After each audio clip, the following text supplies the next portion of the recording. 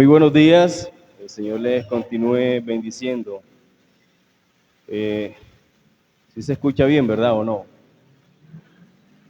¿Sí? Ok.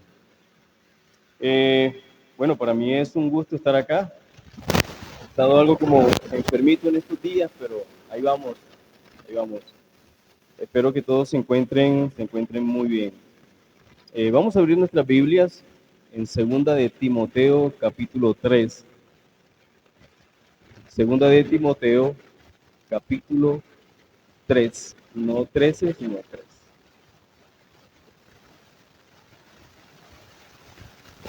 Hoy me corresponde hablar sobre el devocional. Yo creo que están tocando ese tema, ¿verdad? En la quietud de su presencia, creo que están tocando algo de las disciplinas espirituales.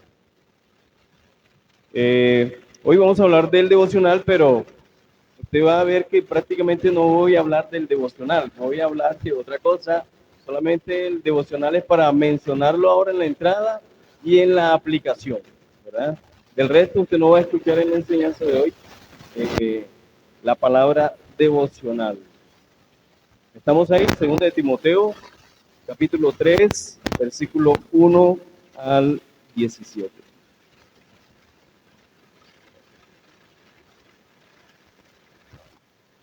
Mientras yo busco mi cita, me gustaría que pensara en este momento en aquello que a usted le causa pánico y que le da miedo, ¿verdad? En aquello que a usted le causa pánico y le da miedo y que usted está haciendo lo posible o está tomando medidas para evitar que eso venga o suceda. Ejemplo, si alguien tiene miedo de perder su empleo, ¿qué hace? ¿Cómo? Esforzarse más por hacer las cosas bien, ¿verdad? ¿Qué más hace esa persona que tiene miedo a perder su empleo? ¿Cómo? Claro, se mete más con Dios en oración y en ayuno, ¿no? Piense en aquello a lo cual usted le tiene miedo, ¿verdad? O que sería una amenaza, por así decirlo, que es una amenaza, y usted se cuida de ello.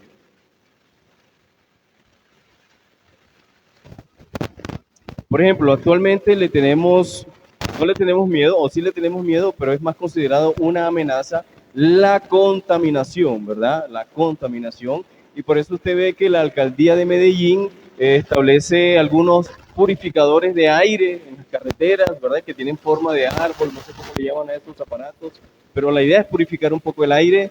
Establece el pico y placa porque la contaminación es una amenaza y no podemos permitir que eso como amenaza avance o prospere. Piense en alguna amenaza que usted pueda estar viendo, visualizando o teniendo ahí a la vista, en el horizonte. Por ejemplo, los que le tienen miedo a las arrugas y a las paticas de gallo, ¿qué hacen? ¿Ah? Sí, la famosa crema Pons, ¿verdad? ¿Qué más?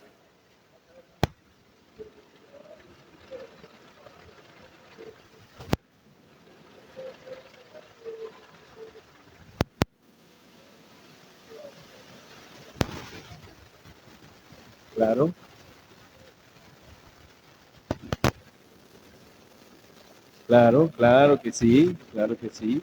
Por ejemplo, yo le tengo pánico no sé, le tengo miedo a que en Medellín ocurra un terremoto, porque sería fatal, ¿sí o no? Entonces uno vive como con miedo. Y particularmente mi esposa y yo estamos de acuerdo en que no viviríamos en un edificio. Aunque el que se va a morir se muere en una casa de, ¿sí o no? Pero no. Entonces, son percepciones que uno tiene. En este caso, en segunda de Timoteo, capítulo 3, vamos a leerlo. Nosotros encontramos a un Pablo, ya veterano, que le envía una carta a un joven pastor que es Timoteo.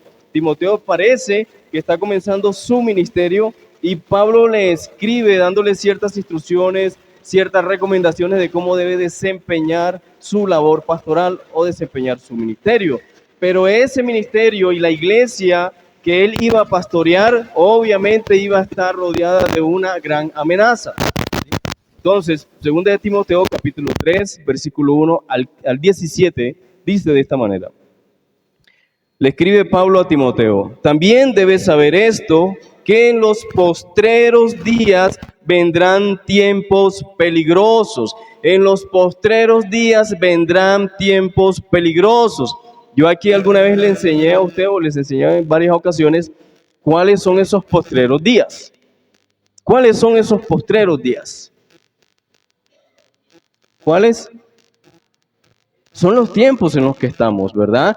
Los postreros días, de acuerdo al contexto bíblico, se inauguran con la venida de nuestro Señor Jesucristo por primera vez hasta la segunda venida de nuestro Señor Jesucristo. Esos dos acontecimientos encierran lo que se conocen como los postreros días. De manera que si usted está esperando los postreros días, no se lo crea, ya lo estamos viviendo hace rato, ¿sí? Entonces, también debe saber esto, le dice Pablo a Timoteo, que en los postreros días vendrán tiempos peligrosos, porque habrá hombres amadores de sí mismos, avaros, vanagloriosos, soberbios, blasfemos. Una persona blasfema es una persona calumniadora, desobedientes a los padres, ingratos, impíos, versículo 3, sin afecto natural, implacables. Bueno, sin afecto natural es una persona que es dura de corazón. Una persona implacable es una persona desleal. Calumniadores, intemperantes. Una persona intemperante, ¿cómo describiríamos a una persona intemperante?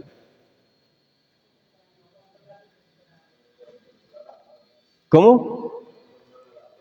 No controla la ira, no controla la rabia, no controla el mal genio y por ende trata mal a las personas, ¿verdad? Trata mal a las personas que le rodean. Crueles, aborrecedores de lo bueno, traidores, impetuosos. ¿Qué es una persona impetuosa? Una persona impetuosa es una persona sin juicio que actúa sin pensar. Infatuado es alguien soberbio, engreído, ¿sí? Tal vez orgulloso. Amadores de los deleites más que de Dios. Versículo 5. Que tendrán apariencia de piedad, pero negarán la eficacia de ella. A estos evita, porque de estos son los que se meten en las casas y llevan cautivas a las mujercillas cargadas de pecados, arrastradas por diversas concupiscencias. Estas siempre están aprendiendo y nunca pueden llegar al conocimiento de la verdad. Y de la manera que Janes y Jambres se dice que fueron dos brujos en el tiempo de Moisés que se opusieron a los milagros de Moisés. Eran dos brujos que estaban al servicio de Faraón y que se opusieron a la verdad o al mensaje de Moisés. Y de la manera que Janes y Jambres resistieron a Moisés, así también estos resisten a la verdad. Hombres corruptos de entendimiento, réprobos en cuanto a la fe, mas no irán más adelante, porque su insensatez será manifiesta a todos, como también lo fue la de aquellos, refiriéndose a Janes y Jambres. Pero tú has seguido mi doctrina, conducta, propósito, fe, longanimidad, amor, paciencia, persecuciones, padecimientos, como los que me sobrevinieron en Antioquía, en Iconio, en Listra, persecuciones que he sufrido y de todas me ha librado el Señor. Y también todos los que quieren vivir piadosamente en Cristo Jesús padecerán ¿qué? Persecución. Mas los malos hombres y los engañadores irán de mal en peor, engañando y siendo engañados. Pero persiste tú en lo que has aprendido y te persuadiste sabiendo de quién has aprendido. Y que desde la niñez has sabido las Sagradas Escrituras, las cuales te pueden hacer sabio para la salvación por la fe que es en Cristo Jesús. Toda la Escritura es inspirada por Dios y útil para enseñar, para redarguir, para corregir, para instruir en justicia, a fin de que el hombre de Dios sea perfecto, enteramente preparado para toda buena obra. El pasaje que nosotros acabamos de leer es una advertencia a este joven Timoteo como pastor y que está comenzando a pastorear una iglesia. Es una advertencia de una amenaza, no que vendrá, sino que ya existe, ¿verdad? Ya existe. Como el tiempo del COVID-19, ¿cómo salíamos nosotros a la calle? ¿Cómo salíamos a batallar en nuestro día a día? Con tapabocas, ¿verdad? Con tapabocas. Pablo le está diciendo a Timoteo que fuera hay una pandemia de hombres que están descritos con estos calificativos que da Pablo ahí. Hombres que no respetan a Dios, hombres que no aman a Dios y hombres que tampoco respetan ni aman al prójimo. Es una amenaza de la cual Timoteo debía cuidarse. Es más, Pablo le dice a Timoteo, con este tipo de gente no te mezcles, con este tipo de personas no andes. Obviamente eso tiene una implicación de no seas como ellos, ¿verdad? No te parezcas a ellos ni seas como ellos. Entonces, présteme atención a esto.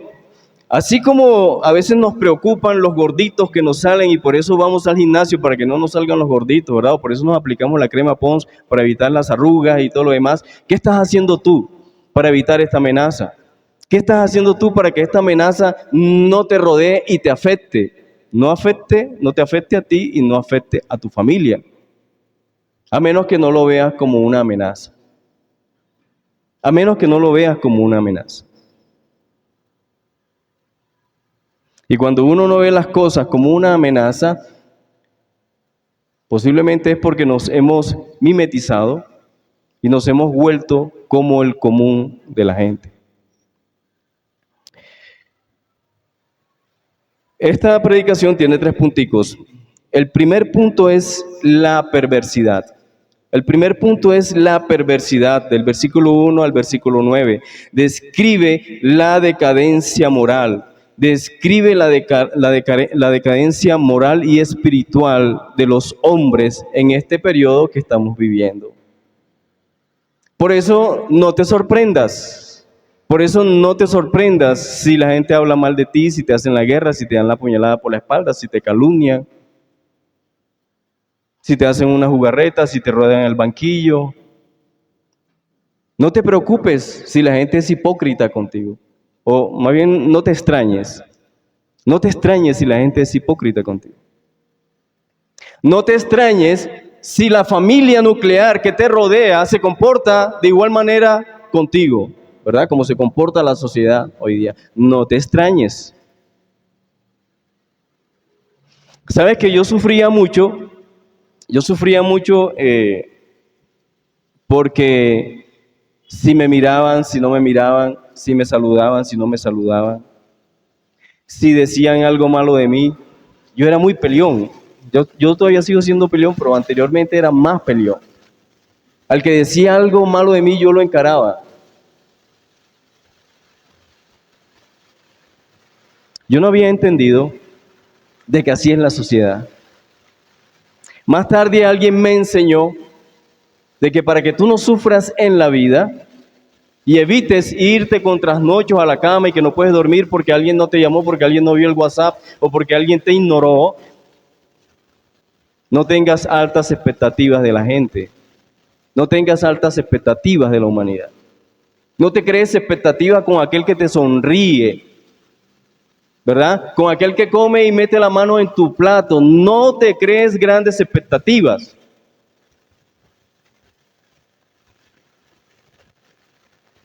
Porque aún tu mamá y tu papá te pueden fallar. Que son los considerados poseedores del más grande amor. Aún nuestros padres nos pueden fallar. ¿O acaso no lo dice el salmista David? Aunque padre y madre me abandonen, con todo Dios me recogerá. Entonces, un antídoto para que tú no sufras en la vida con todo el carácter de toda esta humanidad es no te crees grandes o altas expectativas de la gente. Relaciónate siempre, siempre desde la perspectiva de que esa persona con la que tú te estás relacionando es humano, tiene un corazón humano y te puede fallar. Más bien debes estar preparado para cuando la gente te falle, para que respondas a la altura de aquel que ha sido llamado por Dios. Entonces, Pablo describe a una sociedad en decadencia moral, una sociedad perversa. Una sociedad perversa. Y Pablo le está diciendo a Timoteo, esa perversidad no solamente está fuera de la iglesia, sino que también está dentro de la iglesia. ¿Verdad? Aquellos que venimos y sentimos que esta es la iglesia perfecta, que no hay otra iglesia como esta, ¿sí? Que esta es la verdadera iglesia. Cuando nos encontramos con el primer chisme, la primera calumnia, el primer comentario, la primera ignorada que nos peguen, nos vamos de la iglesia. La amenaza está afuera, pero también está dentro. Pablo está encontrando unos falsos maestros dentro de la iglesia, que están engañando sobre todo a las mujeres que son curiosas, ¿verdad? Cuando Pablo se despide de los hermanos o de los ancianos de la iglesia de Éfeso en Mileto, cuando él se despide porque tiene que ir a Jerusalén y él sabe que en Jerusalén lo iban a apresar y no sabía qué otras cosas le iban a suceder, él le dice a los ancianos, los dejo en manos de Dios y de su palabra, porque yo sé que detrás de mí vendrán lobos rapaces que querrán destruir el rebaño. Entonces, estamos entendiendo el asunto de la amenaza, del riesgo y que debemos estar preparados, ¿verdad? Como en pandemia, con tapaboca, tanto adentro, tanto afuera como adentro. Debemos ser conscientes de lo que ocurre afuera, pero también de lo que puede estar ocurriendo dentro de la iglesia en la relación o en las relaciones con los hermanos. Dieciocho características describe Pablo en estos versículos que corresponden a la sociedad actual. Hay un alto grado de envidia, hay un alto grado de hipocresía, hay un alto grado de maldad. Son enemigos de lo bueno y se hacen amigos de lo malo. Eso es lo que caracteriza a la sociedad y a la humanidad presente. Y Pablo le dice a Timoteo, esto no lo hagas. Es más, evita ese tipo de personas. Evita ese tipo de personas. Y cita a Janes y a Jambres, dos hombres al servicio de Faraón que se opusieron a Moisés. Algunos creen que abrazaron la fe judía, pero que terminaron muriendo en el cruce del Mar Rojo o en el desierto. Recibieron el pago, recibieron el salario a su conducta o a su forma de ser. Segundo punto, padece, ¿verdad? La primera, ¿cuál era? Perversidad. Todas las tres comienzan con P para que no se lo olvide. Perversidad es el primer punto. El segundo punto tiene que ver con padecer. Padecer. Paga el precio de lo que significa haber sido llamado por Dios. Sufre como yo he sufrido. Imítame a mí, le dice Pablo, ¿verdad? Versículo 10 al 13. Vamos a leerlo. Versículo 10 al 13 dice, pero tú, ese pero es una partícula que marca un contraste del común de la gente a este hombre que está al servicio de Dios. Es un contraste. Está marcando un contraste entre Timoteo y el resto de la gente. Pero tú has seguido mi doctrina, conducta, propósito, fe, longanimidad, amor, paciencia, persecuciones, padecimientos, como los que me sobrevinieron en Antioquía, en Iconio, en Listra, persecuciones que he sufrido y de todas me ha librado el Señor. Y también todos los que quieren vivir piadosamente en Cristo Jesús padecerán persecución. Padecerán persecución. Hay muchos modelos y estilos de vida Y hay muchas formas de pensamiento hoy día que se respetan y se valoran y que no son consideradas pecados. Son aceptadas por la sociedad. Este jueves que pasó, en una reunión de pastores donde estuve, llegó, no sé si es la presidenta de Sapiencia, creo que es, llegó a hablarnos a los pastores de todos los privilegios, ¿verdad? Y prebendas que ofrece Sapiencia a la comunidad de Antioquia, ¿sí? Y hay beca para los morenos, hay beca para los blanquitos, para los altos, para los bajos, para los gorditos, para los del LGBTI, para los que se creen caballos, para los que hoy están enamorados de una mujer y mañana están enamorados de algún animal. Para todos hay becas, menos para los pastores. Menos para los pastores. Los pastores no. Los pastores no. ¿Sí ves cómo está pensando la sociedad hoy día? ¿Sí? Estamos en los tiempos a lo que lo malo llaman bueno. Lo bueno. Hoy hay muchas formas de pensamiento, muchos estilos de vida. Pero el estilo de vida y la forma de pensamiento y la actitud ante la realidad que Timoteo debía tomar era la actitud que tuvo Pablo ante Dios, ante la vida, ante el prójimo, ante el pecado. Por eso Pablo le está diciendo, imítame a mí, imítame, sufre como yo he sufrido. Dios ha estado conmigo aún en los momentos más crueles y en los momentos más difíciles yo me he mantenido fiel. Porque algo que está caracterizando hoy al cristiano y que lo hace mimetizarse en la forma de pensamiento hoy es el facilismo, es el miedo a ser rechazado, es el miedo a sufrir y es el miedo a pagar el precio. Por eso Pablo le recomienda a Timoteo el estilo de vida que tú has escogido, esto que te ha sido enseñado y que tú has aceptado, involucra el padecimiento y el sufrimiento. Todo aquel que quiera vivir una vida piadosa, dice el apóstol Pablo, va a sufrir persecución. Va a sufrir persecución. ¿Por qué? Porque el contexto es ese. Hombres duros de corazón, envidiosos, malos, perversos, impíos, calumniadores. Eso es lo que nos rodea. Eso es lo que nos rodea.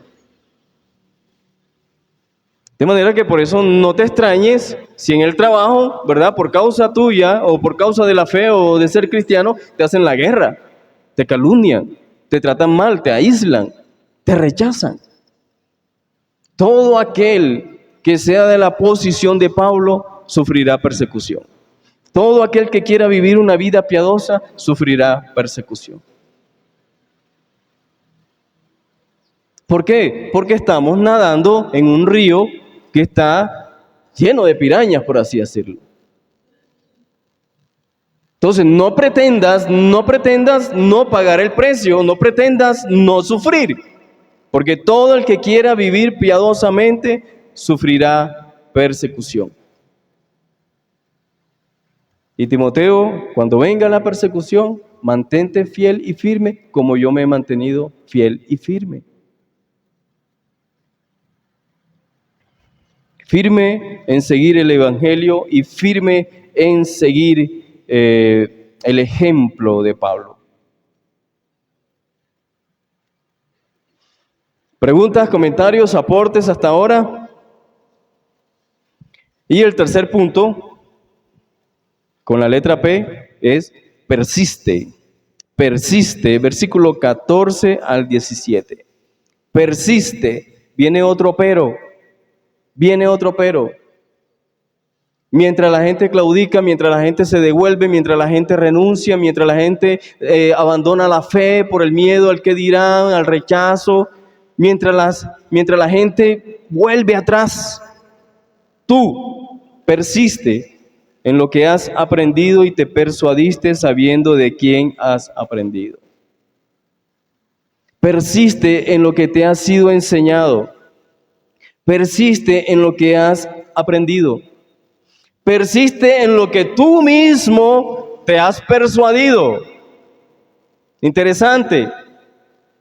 El Señor es el que nos persuade a que creamos en Él. Maravilloso, ¿verdad? Es un movimiento de la gracia. Que el Señor es el que nos persuade. Pero también nosotros tenemos que masticar. También nosotros tenemos que reflexionar sobre lo que se nos está enseñando. Sobre la verdad. Y llegar a una conclusión. Y llegar a una decisión. Lo que dice el texto, ¿verdad? Y lo que deja ver el contexto de esta relación entre Pablo y Timoteo, porque Pablo conoció a Timoteo de muy joven y Pablo sabía que Timoteo había recibido el evangelio y la instrucción sobre la palabra desde el seno del hogar. Pablo había sido enseñado por su abuela Loida y por su madre Eunice. Y aparte de eso, él lo adopta como discípulo, lo forma, le enseña el evangelio. Evangelio que el mismo Timoteo reflexionó, masticó y aceptó. Por eso Pablo le dice, persiste en eso, en lo que te ha sido enseñado y en lo que tú mismo te has persuadido, ¿verdad? ¿Qué aprendió Timoteo? Aprendió las Sagradas Escrituras. Mis hijos ya tienen, uno tiene 27, otro tiene 26 y Sheila que tiene 20. Y hace unos días he venido pensando es hora de sentarlos ya, ¿verdad? De sentarlos para tener una reflexión con ellos. Porque yo hice devocionales con ellos en la niñez, en la juventud, adolescencia, pero llega un momento donde no, ya son grandes y ellos mismos, ¿sí? Ellos mismos deciden y ellos mismos tienen que cultivar esa relación con el Señor. Pero aunque tienen esa edad, yo todavía tengo el derecho de sentarlos, ¿verdad? Y venga, ¿qué están haciendo? Están manejando esto mal, ¿sí? Recordarle las Sagradas Escrituras. Recordarle las Sagradas Escrituras.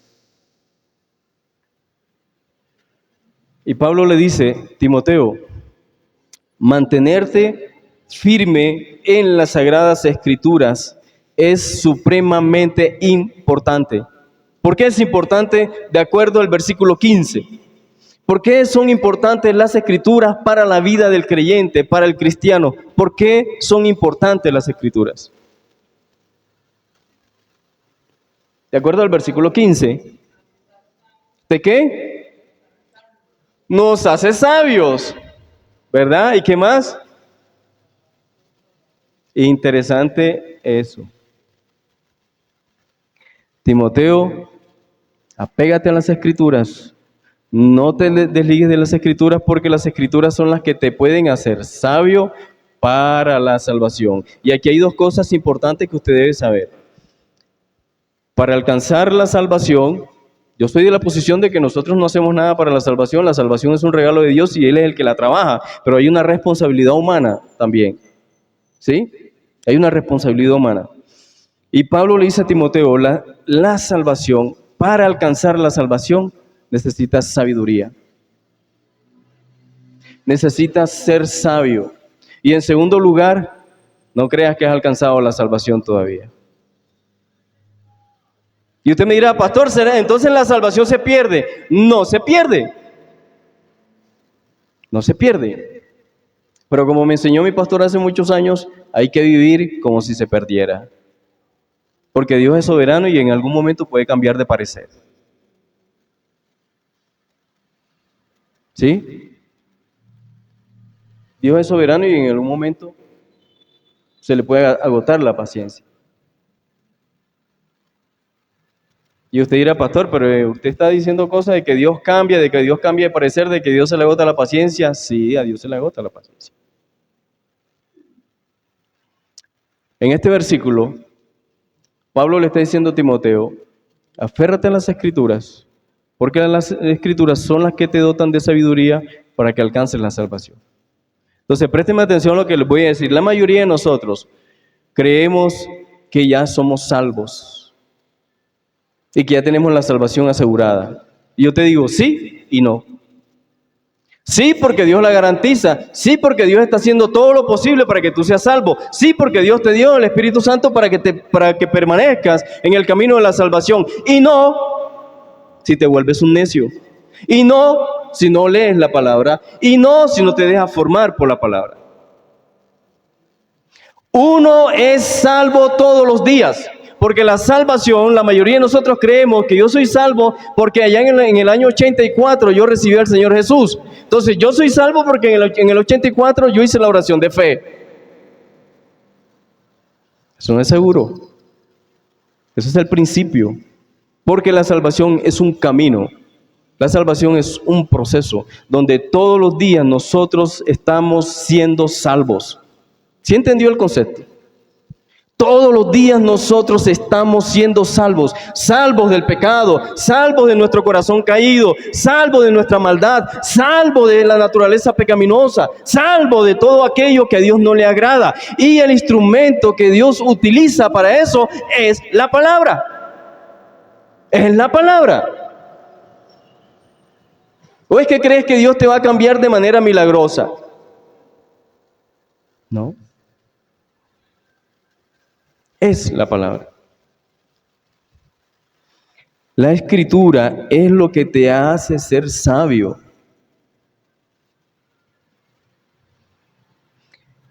El sabio ve el peligro y se aparta. Ese es un proverbio, pero esa es sabiduría divina. Y cuando aprendemos eso, aprendemos a vivir de acuerdo al plan, a la voluntad y al propósito de Dios. Dentro de las muchas cosas, o dentro de las muchas cosas. Entonces, Timoteo debía persistir en las sagradas escrituras, de la cual él podía beber esa sabiduría divina para vivir la vida que Dios espera que él viviera, o esperaba que él viviera. Para que no se comportara como el resto de la sociedad, para que su corazón no fuese endurecido, para que su corazón fuese guardado de los pecados que Pablo describe ahí. Entonces, son dos cosas lo que le dice Pablo, ¿sí? Padece, imítame a mí, compórtate como yo. Y Pablo sabía que al imitar Timoteo a Pablo, estaba imitando al Señor Jesucristo. Imítame a mí y persiste en las Escrituras. Persiste en las Escrituras. Entonces, aquí me surge una palabra o una pregunta. Yo no entiendo, présteme atención a lo que le voy a decir. Yo no entiendo cómo alguien pueda creer que está viviendo la vida de Dios cuando ni siquiera lee las Escrituras y lee la Biblia. Yo no entiendo cómo cristianos pueden pasar toda la vida, y es verdad, toda la vida sin leer la Biblia.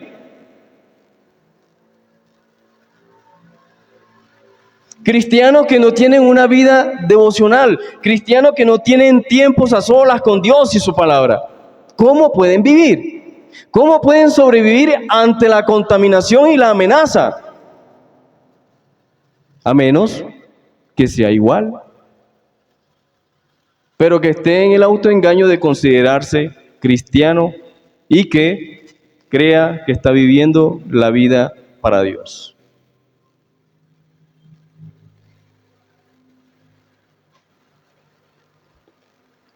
Y aquí vamos al versículo 16 y 17, ¿verdad? Por eso estoy siendo radical en esto. ¿Cómo es posible? ¿Cómo es posible que alguien diga, yo soy cristiano, pero ni siquiera abre la Biblia? Entonces no lo es. O si lo es, está fallando.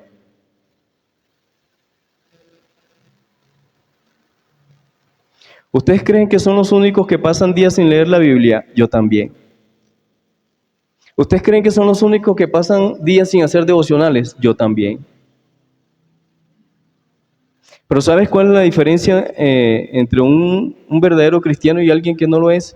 Que el verdadero cristiano llega el momento en que el Espíritu Santo lo sacude y lo incomoda y le hace sentir hambre y sed por la palabra y va a la palabra. Pero no deja pasar mucho tiempo. No deja pasar mucho tiempo. ¿Cuándo fue la última vez que hiciste tu devocional? ¿Cuándo fue la última vez que te dedicaste al estudio de las Escrituras? Porque si tú crees lo que dice Pablo en estos versículos 16 y 17, de que esta palabra, esta escritura tiene un origen divino, es inspirada por Dios, actúa bajo la orientación y el mandato de Dios. Esta no es palabra muerta, dice Pablo, esta es palabra viva. Esta palabra es como una espada que te atraviesa los huesos hasta el tuétano y te transforma. Entonces yo no entiendo cómo puedes creer tú que estás viviendo la vida de Dios cuando ni siquiera abres la Escritura. Porque cuando tú abres la Escritura, dice Pablo, esta Escritura surte un efecto ¿de qué? De enseñar, de redarguir, de corregir, de instruir, de formar al hombre hasta el punto de llevarlo a una persona madura, preparada y dispuesta para vivir la vida justa de Dios.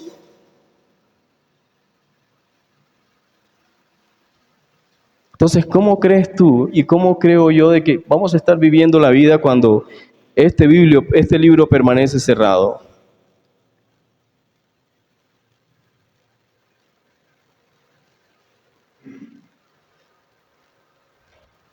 El cristiano crece, el cristiano avanza y el cristiano llega a la madurez y llega al punto de vivir la vida que Dios quiere que se viva cuando interactúa con la Escritura. No hay otra forma, no hay otra manera. No hay otra forma, no hay otra manera. O si no, le hace Proverbios y usted se va a dar cuenta la importancia de la palabra de Dios y de la instrucción de Dios. Le hace el Salmo 19, le hace Proverbios capítulo 1 y usted se va a dar cuenta que el cristiano es transformado cuando interactúa, reflexiona y piensa en los estatutos, los consejos y los mandamientos de Dios. Del resto no. Del resto no.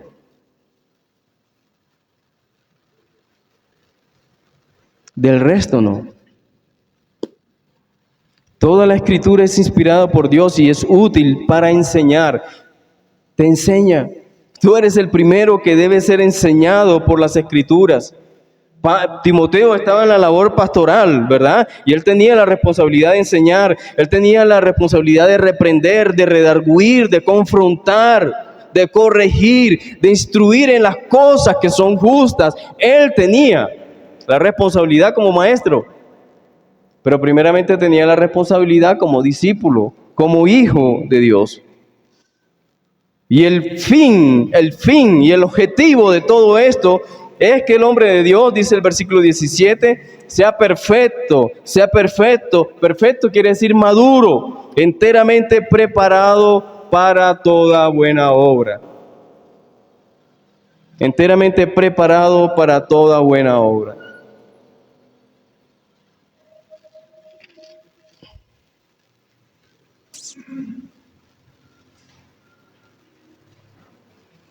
La idea es que tú y yo, como hijos de Dios, no vivamos como el resto de la humanidad.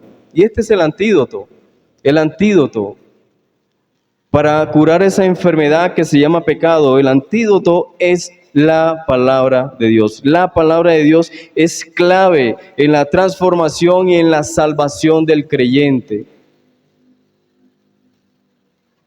Y usted me dirá, ay pastor, pero usted está siendo exagerado. Yo soy salvo porque la Biblia dice que por la fe en Cristo somos salvos. Sí, claro que sí. Pero Hebreos capítulo 5 dice que una de las maneras en que tú descuidas la salvación y que serás reprendido por descuidar la salvación es cuando dejas de crecer espiritualmente. Léaselo en la casa, por favor, Hebreos capítulo 5. La persona que se estanca espiritualmente y que no crece es considerada como alguien que ha descuidado la salvación y el don de Dios. Es ese pasaje donde el escritor de los Hebreos dice, después de tanto tiempo, debiendo ser ya maestros, todavía tienen la necesidad de que se les enseñen los aspectos básicos del Evangelio. Eso no es posible. Eso no es posible. Hebreos capítulo 2 te habla de aquellos que descuidan la salvación y Hebreos capítulo 5 te muestra un aspecto de cómo se descuida la salvación. Y la salvación se descuida cuando hemos dejado de crecer, de avanzar y de prosperar en la fe como cristianos. Ahora sí les voy a hablar del devocional, ¿verdad? Ahora sí va a comenzar la prédica. Devocional.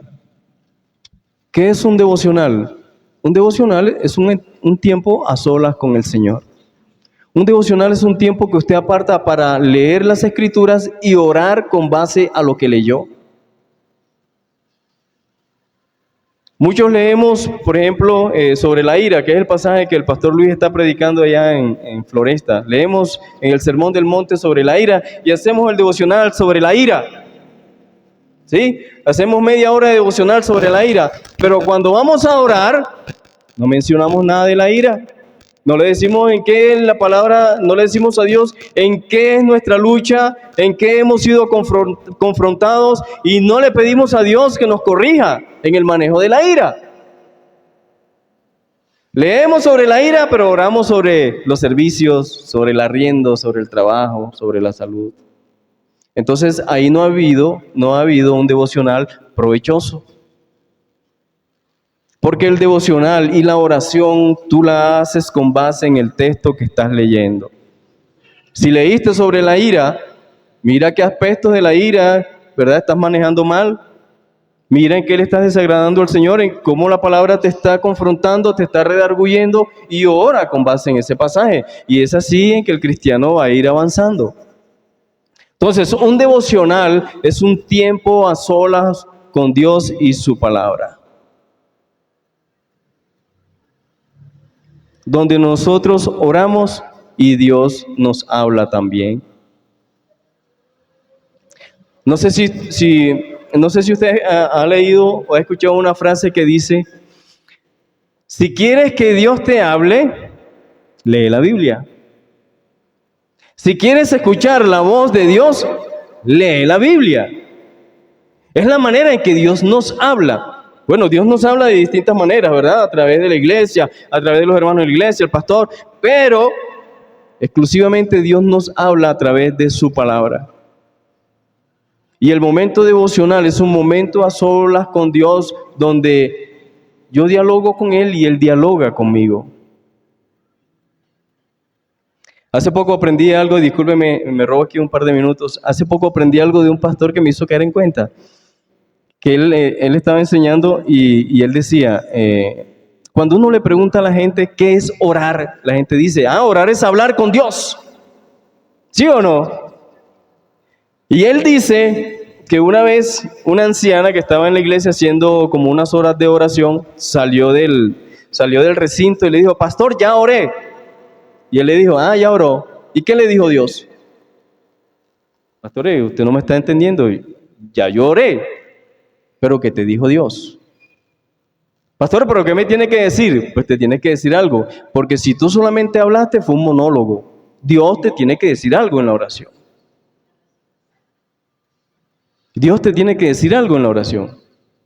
Y la mayoría de nosotros oramos, ¿verdad? 5 minutos, rapidito, nos cambiamos, nos vamos y dejamos a Dios plantado. No sabemos ni qué Dios quería decirnos, ni qué quería enseñarnos, ni qué quería comunicarnos. Y eso lo hace Él a través de su palabra en acción con el Espíritu Santo. Por eso yo les enseño a la iglesia, a los hermanos de la iglesia, que un devocional no se hace en 5 minutos. Un devocional no se hace en 5 minutos. Esa es mentira. Y la mayoría de los cristianos hoy día, el devocional que hacen es leer el versículo que le mandaron del grupo de WhatsApp. Es el versículo que le mandó la aplicación de la Biblia. Ese es el devocional que hacen. O el devocional es escuchar a un pastor ahí hablando cháchara, como ahora me están escuchando a mí. Ese no es el devocional. El devocional es tú, Dios y su palabra. Por un tiempo mínimo, présteme atención a lo que le voy a decir, por un tiempo mínimo de media hora. De media hora. Ni siquiera 10 minutos. Ni siquiera 10 minutos. Esta sociedad que anda rápido, que anda corriendo es la que nos ha impuesto los tiempos. Que puedes hacer un devocional en el carro, manejando o en el metro. Sí, tú puedes hablar, tú puedes orar con Dios, Dios te va a escuchar y todo lo demás, pero no es un devocional. No es un devocional. Un devocional es cuando tú te dedicas, como dice el Salmo 1, a meditar en la Escritura, a meditar en la ley de Dios, a reflexionar en la ley de Dios y a orar, obviamente. Entonces, 4 razones, no son puntos, las voy a nombrar nada más. 4 razones por las cuales tú debes tener un devocional. Primero, no puedes hablar de comunión con Dios si no pasas tiempo con Dios. Es como decir, no, es que yo tengo una vida matrimonial pues súper feliz, mi esposo y yo estamos bien, ¿verdad? Y tenemos comunión, la esposa, pero no pasamos tiempo juntos, no dialogamos, ella no me escucha, yo no la escucho. No hay comunión. Vivimos bajo un mismo techo, pero cada quien por su camino. La primera razón por la que debes tener un devocional es por la comunión con Dios, por la intimidad con ese Dios. Dios siempre quiso relacionarse con el hombre cara a cara. Lo único que separó a Dios de Adán fue cuando Adán pecó. Del resto, dice la Escritura que Dios bajaba, casi todas las tardes, bajaba a dialogar con Abraham, hasta que el día que pecó y Adán se escondió. Pero todos los días descendía Dios para hablar con su creación, para tener comunión y diálogo con su creación. Y Dios dejó de hacerlo por el pecado de la caída. Más tarde, Dios tuvo la oportunidad de hablar cara a cara, pero no con todos los hombres, con pocos. Abraham, Moisés, con poquitos. Pero gracias a Cristo y gracias a la cruz del Calvario, hoy todos los hombres tenemos la oportunidad de acercarnos a Dios y hablar cara a cara con Dios, gracias a los méritos de Cristo. Dios siempre se ha querido relacionar con nosotros. Nosotros somos los que le sacamos el cuerpo. Dios siempre ha querido relacionarse con nosotros. Todos los días. Todos los días. Y Él lo plantea de esa forma porque es un Dios cansón, es un Dios manipulador, es un Dios que todo lo quiere abarcar, ¿no? Porque te ama y porque me ama. Es como cuando estás enamorado, todos los días quieres estar hablando con la novia o con el novio. No estoy diciendo que ese amor se pierde en el matrimonio. Yo todos los días llamo a mi esposa y la llamo no sé cuántas veces al día yo la llamo. Primera razón por la que debes tener un devocional y es la comunión. En segundo lugar es la purificación. La purificación. Cuando tú te adentras en la Escritura y te sumerges en la Escritura, tú estás siendo purificado. Tú estás siendo purificado. ¿Se acuerdan el episodio cuando Jesús le iba a lavar los pies a los discípulos? ¿Ustedes se acuerdan? ¿Qué le dijo Pedro? ¿Ah? ¿Qué le dijo Pedro? Le dice Pedro, Señor, ¿cómo se te ocurre que tú me vas a lavar los pies a mí, Señor? Obviamente era su maestro. ¿Cómo se te ocurre? ¿Y qué le dice el Señor? Recuérdeme porque no me acuerdo muy bien. Es necesario. Necesario que ustedes estén limpios, ¿verdad? Es necesario que ustedes estén limpios. ¿Y qué le dice Pedro? Señor, si es así, báñame, por favor. Lávame todo, por favor. ¿Y qué le dice Jesús? No es necesario. Porque ya ustedes estáis limpios, ¿verdad? Están siendo limpiados por la palabra que les he enseñado. Por eso te digo, por eso les digo, ¿cómo un cristiano puede decir que vive la vida de Dios si no es transformado, si no es permeado, si no es atravesado por la palabra? Si no sabe ni siquiera qué dice la Escritura.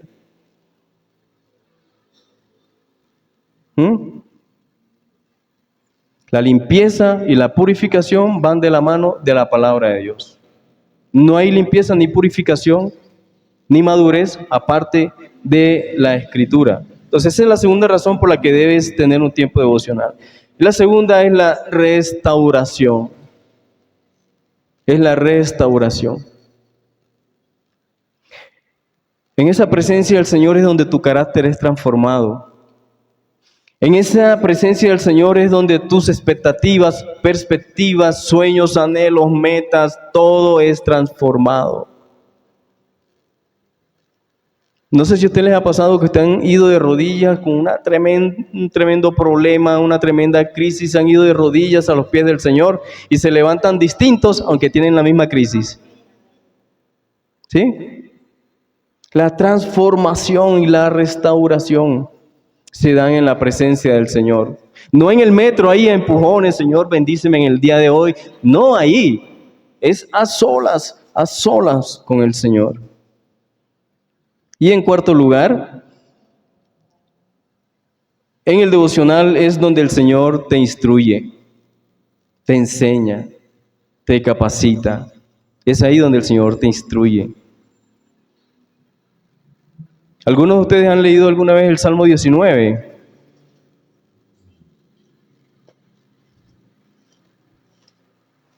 El Señor te instruye a través de esos tiempos. Salmo 19 dice, la ley de Jehová es perfecta que convierte el alma. El testimonio de Jehová es fiel que hace sabio al sencillo. Instrucción, los mandamientos de Jehová son rectos que alegran el corazón. El precepto de Jehová es puro que alumbra los ojos. El temor de Jehová es limpio que permanece para siempre. Los juicios de Jehová son verdad, todos son justos. Deseables, dice el salmista, deseables son más que el oro y más que mucho oro afinado, y dulces más que miel y que la que destila del panal.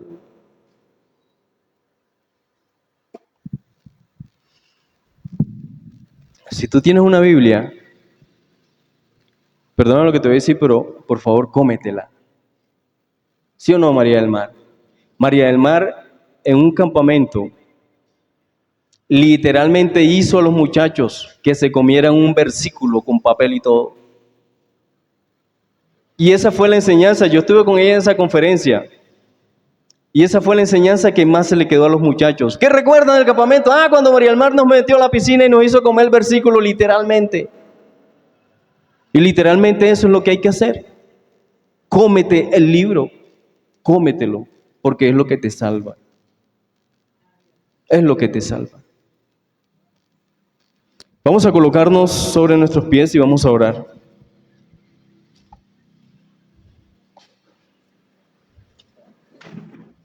Bueno, ahora por eso lo que les dije a María del Mar, no vayan a dejar de invitarlas a los campamentos. Ella es buena conferencista.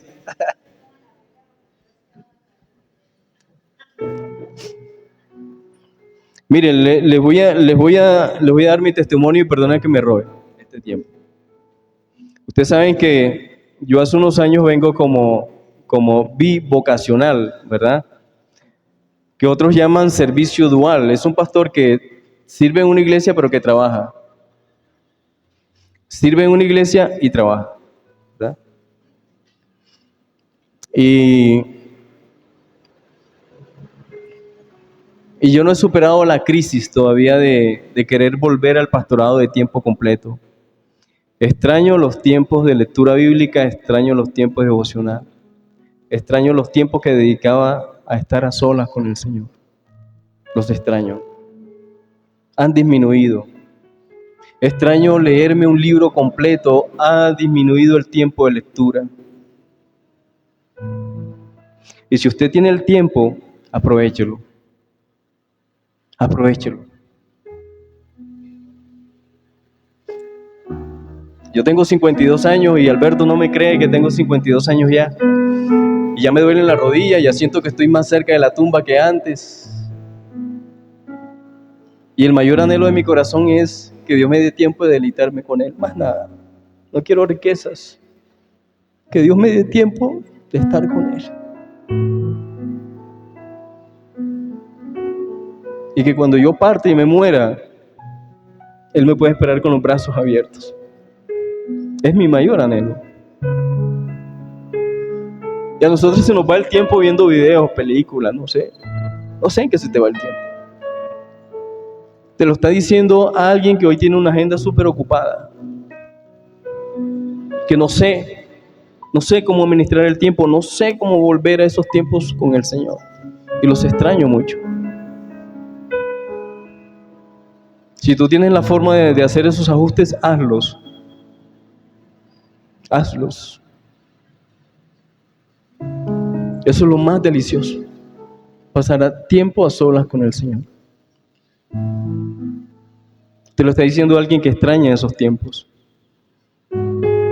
Yo desearía hacer un pare por 2 horas, 3 horas donde me pueda sentar y deleitarme en las Escrituras.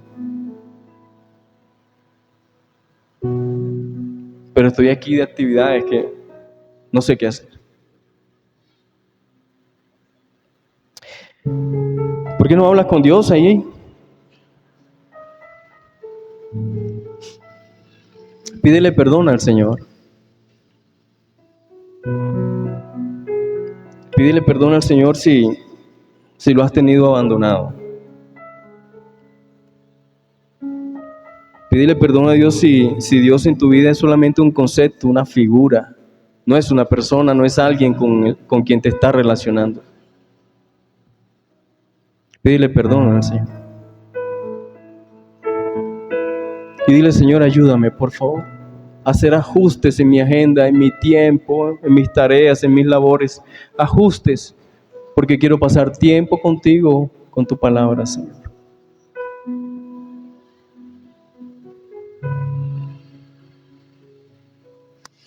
Señor, en esta mañana te alabamos y te glorificamos. Y te doy las gracias porque tú siempre nos has amado, Señor, siempre me has amado. Tú entiendes nuestra vulnerabilidad y nuestra realidad, que a veces andamos tan enredados que ni te tenemos en cuenta, pero tú sigues ahí siempre fiel, Señor. Perdónanos por comportarnos de mala manera contigo, Señor. Perdónanos por despreciarte. Perdónanos por no amarte con el mismo amor con que tú nos has amado a nosotros.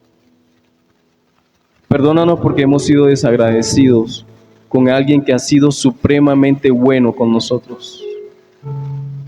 Y te ruego que por favor nos des el temple y la disciplina, por favor, de sacar tiempo para pasar tiempo a solas contigo, Señor.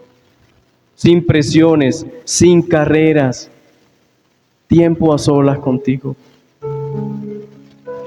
Y cuando estemos ahí, Señor, ministra nuestro corazón, transforma nuestra realidad y ayúdanos a celebrar esa comunión contigo, Señor. En el nombre de Jesús, Señor, te lo ruego. Amén y amén.